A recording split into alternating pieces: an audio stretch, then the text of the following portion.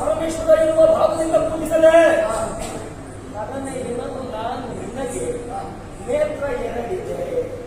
ಹರನಿಗೆ 3 ಕಣ್ಣಿದೆ, ನಿನಗೆ ಎಷ್ಟು ಕಣ್ಣು? ನನಗೆ 2 ಕಣ್ಣಿದೆ. ಎಂಬಲ್ಲಿಗೆ ನೀವು ಮತ್ತೊಂದು ಕಣ್ಣು ನಿನಗೆ ಕಾಣಲಿಲ್ಲ. ಕಣ್ಣಿಲ್ಲ, ಕಾಣುದಿಲ್ಲ ಅಂತಲ್ಲ, ಕಣ್ಣಿಲ್ಲ ಇದೆ, ಕಾಣುವುದಿಲ್ಲ. ಎಲ್ಲಿ ಎಲ್ಲಿ ಎಲ್ಲಿ?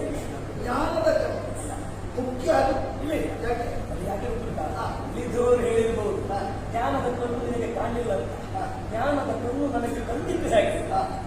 ಈ ರೀತಿಯಾಗಿ ಸುದೀಕ್ಷೆಯಿಂದ ಪ್ರತಿಷ್ಠಾನ ಪುರೆಯುವುದು ಕನುಗೊಳಿಸಬೇಕು ಅಂತಾದ್ರೆ ಸರ್ವರನ್ನ ಗೆದ್ದು ನೀನು ಸಾರ್ವಭೌಮತ್ವವನ್ನು ವಹಿಸಿಕೊಂಡು ಚಕ್ರಾಧಿಪತಿ ಆಗಿದ್ದಿ ಅಂತಾದ್ರೆ ಜ್ಞಾನದ ಕಣ್ಣೆ. ಹಾಗಾದ್ರೆ ನಿನಗೆ ಜ್ಞಾನದ ಕಣ್ಣು ಉಂಟಿರುವಾಗ ಹಾಗಾದ್ರೆ ಸರಳಲ್ಲ ನೀನು ಪೂಜಿಸುವುದಕ್ಕೆ. ಇನ್ನು ವಿರಂಚಿ ಬ್ರಹ್ಮ ಗೊತ್ತಾಯ್ತು ಎಂದರೆ ಬ್ರಹ್ಮ ಅಂತ ಹೇಳ್ತೀಯ. ಇಲ್ಲ, ಯಾಕೆ? ಬ್ರಹ್ಮನಿಗೆ ಚತುರ್ಮುಖ, ನಿನಗಿದ್ದದ್ದು ಒಂದೇ ಮುಖ. ಎಂಬನಿಗೆ ಚತುರ್ಮುಖ ಬ್ರಹ್ಮ ನೀನಲ್ಲ. ಬ್ರಹ್ಮ ಎನ್ನುವಾಗ ಪೂಜಿಸಬೇಕಾಗುತ್ತದೆ. ಮತ್ತೆ ಲೋಕದ ಜೀವನವನ್ನು ಪಾಲಿಸುವ ಬಾಲಲೋಕದ ಮಹಾವಿಷ್ಣು, ಅವನಿಗಿರುವುದು ಚತುರ್ಭುಜಗಳು. ಶಂಖಚಕ್ರ ಗದ ಪದ್ಮಾಂಬರಧಾರಿಯಾಗಿ ಕಂಗೊಳಿಸುವವನೇ ಮಹಾವಿಷ್ಣು. ಅವನ ಚತುರ್ಭುಜ, ನಿನ್ನ ಯುಗ್ಮಭುಜ, ಎರಡೇ 2 ಭುಜ ಇರೋದು.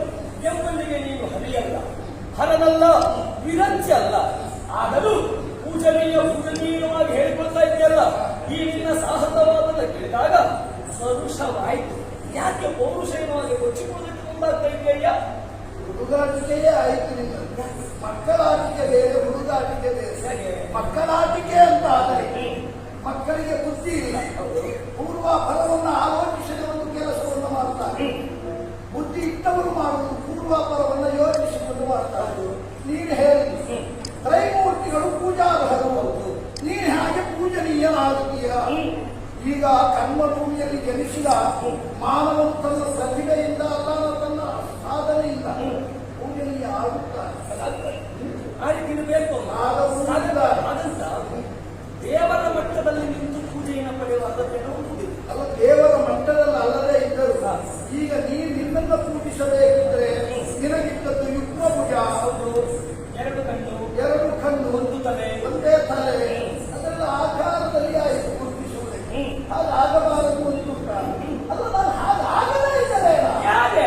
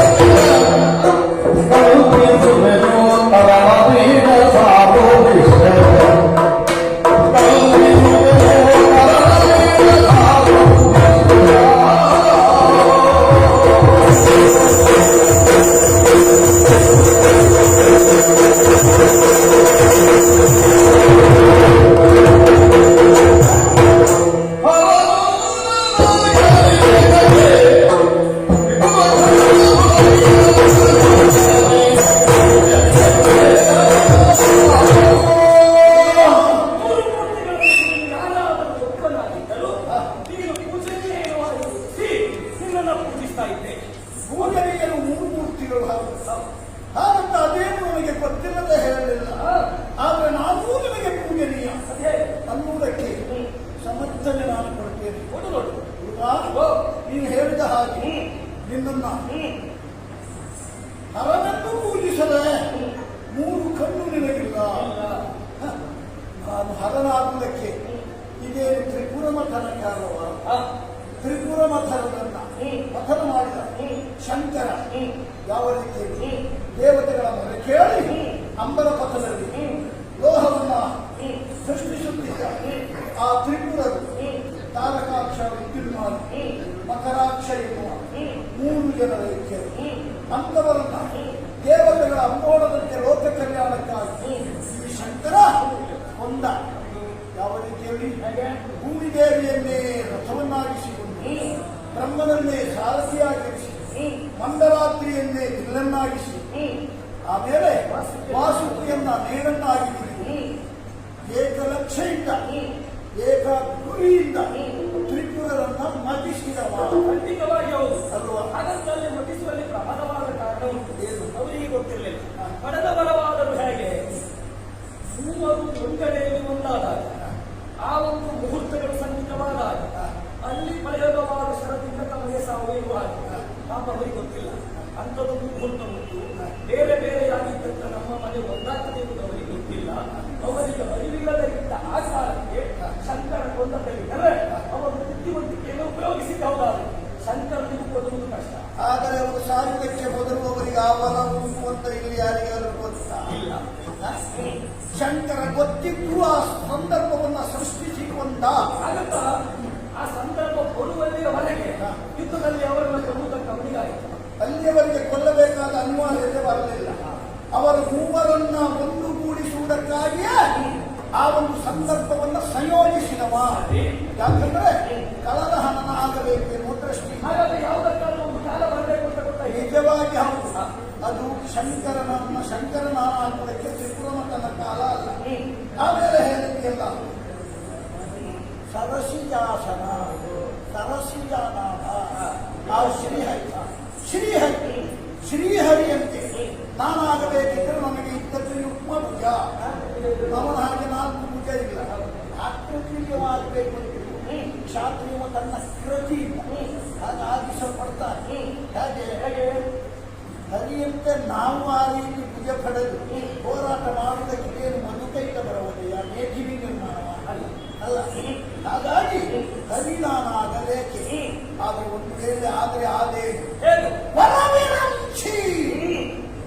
ಚತುರ್ಮುಖ ಬ್ರಹ್ಮ ನಾನಾಗೆ ಇಂದು ಮಾಡುವಂತಹ ದುರದಲ್ಲಿ ನನ್ನ ಶರದ ಮಳೆಯನ್ನ ಕೆರೆದು ರಣಕೋಲಾಹಲವನ್ನೇ ಸೃಷ್ಟಿಸಿ ವಿಜಯ ಎನ್ನುವಂತಹ ಸೃಷ್ಟಿಯನ್ನ ನಿರ್ಮಾಣ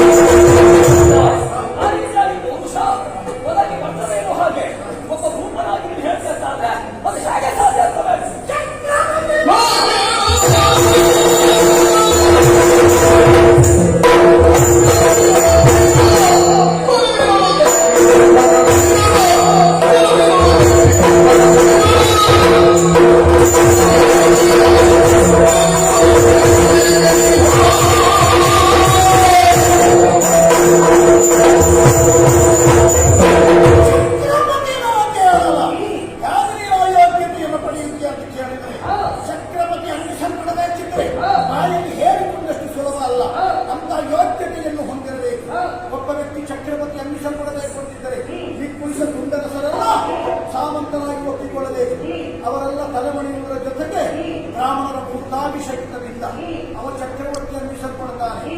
ಚಕ್ರವರ್ತಿ ಅಭಿಷೇಕ ಆಗುವುದಕ್ಕೆ ಬದಲು ದೇವತೆಗಳನ್ನು ಆಹ್ವಾನ ಮಾಡ್ತಾರೆ. ಬಂದ ದೇವತೆಗಳು ಒಲಿದು ಅವರ ಪುಣ್ಯದ ವರ್ಚಸ್ಸಿನ ಒಂದು ಅಂಶವನ್ನು ಚಕ್ರವರ್ತಿಯಾದವನಿಗೆ ದಾರಿ ಇರ್ತಾರೆ.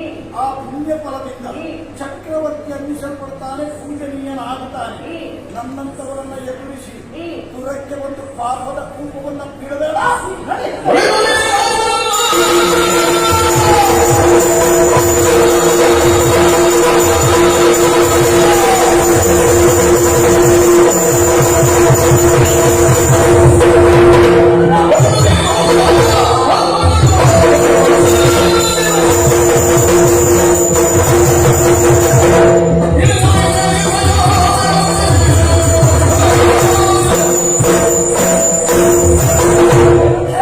ಚಕ್ರವರ್ತಿ, ನೀನು ಅಲ್ಲದೆ ಚಕ್ರವರ್ತಿ ಅಲ್ಲ. ಚಂದ್ರವಂಶದಲ್ಲಿ ನೀವು ಚಕ್ರವರ್ತಿ ಆಗಿರಬಹುದು. ನನ್ನದು ಸೂರ್ಯವಂಶ. ಸೂರ್ಯವಂಶದಲ್ಲಿ ಅನೇಕ ಚಕ್ರವರ್ತಿಗಳು ಬಹಳಷ್ಟು ಸಾಧನೆಯನ್ನು ಮಾಡಿದವರಿದ್ದಾರೆ. ಸಾಧನೆಗೆ ಯಾರು ಕೇಳ್ತೀಯಾ? ಭೂಮಿಯ ಮೇಲೆ ಗಂಗೆಯೊಬ್ಬರು ಓಡಾಡುತ್ತಾ ಇದ್ದಾಳೆ. ಸರ್ವರ ಪಾಪವನ್ನು ಕರೆದು ಪರಮ ಪಾವನೆಯಾಗಿ ಹರಿಯುವ ಆಗಿದ್ದ ಗಂಗೆ ಭೂಮಿಗೆ ಬಂದದ್ದು ಯಾರಿಂದ ಕೇಳು? ನಮ್ಮ ವಂಶದವರು ಭಗೀರಥನ ತಪಸ್ಸಿನ ಪ್ರಭಾವದಿಂದಲೇ ಭಾಗೀರಥಿಯಾಗಿ ದಾರಿಗೆ ಬಂದವರು. ಆ ಭಾಗೀರಥಿ ಭೂಮಿಗೆ ಬಂದ ವಂಶ ನನ್ನದು. ಸಗರ ಚಕ್ರವರ್ತಿಗಳು ಸಾಮಾನ್ಯದವರ ಚಕ್ರವರ್ತಿಗಳಾಗಿ ವಿಶೇಷ ಕೀರ್ತಿಯನ್ನು ಸಂಪಾದನೆ ಮಾಡಿದವರು. ಈ ಕಾಣುವ ಸಾಗರ, ಆ ಸಮುದ್ರ ಈಗ 60,000 ಯೋಜನೆ ಆಳವಾಗಿರಬೇಕು ಅಂತ ಅದಕ್ಕೆ ಕಾರಣ ಸಗರ ಚಕ್ರವರ್ತಿ 60,000 ಮಕ್ಕಳು. ನಮ್ಮ ವಂಶದವರು ಅನೇಕ ಕಾರ್ಯವನ್ನು ಮಾಡಿದ್ದಾರೆ ಎಂಬಲ್ಲಿಗೆ ಆ ಚಕ್ರವರ್ತಿಯ ಆಯಿನ ವಂಶದ ಅರಸು ಮಕ್ಕಳಲ್ಲಿ ನಾನು ಒಬ್ಬನಾಗಿ ಉದ್ಭವಗೊಂಡದ್ದರಿಂದ ಆ ಸಾಮರ್ಥ್ಯ ನನಗೆ ಹೇಳಿಕೊಳ್ಳುವುದಕ್ಕೆ ಆ ಇತಿಹಾಸ ಉಂಟು. ಅವರಂತೆ ನೀನು ಆಗಬೇಕು ಅನ್ನುವುದನ್ನು ನಿನ್ನ ಪರಾಕ್ರಮದಲ್ಲಿ ನೀನು ತೋರಿಸಬೇಕು. ಅದಕ್ಕಾಗಿ ಬಂದದ್ದು.